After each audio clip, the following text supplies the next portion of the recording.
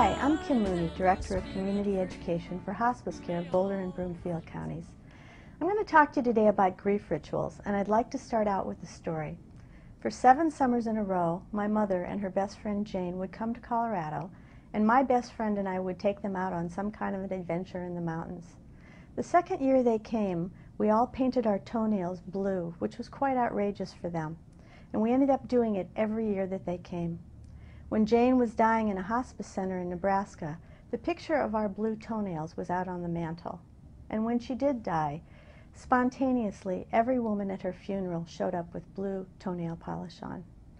There are many different kinds of grief rituals. Some are done in community, some are done alone. Some are created before a death. Some are very light and funny.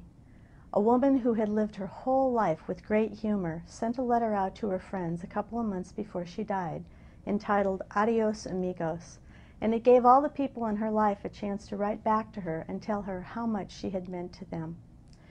Ritual is a way to involve our whole selves, our minds, our spirits, our unconscious, and all of our senses.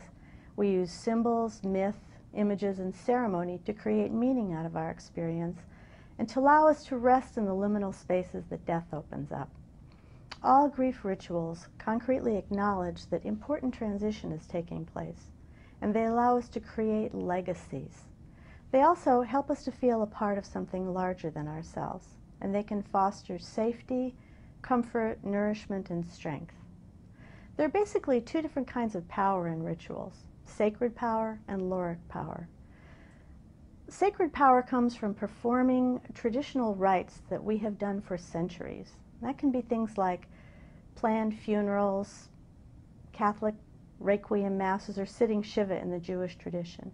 And when we do these things, we actually are walking in the footsteps of hundreds of thousands of people who have gone before us, and we remember that we are part of the shared human experience.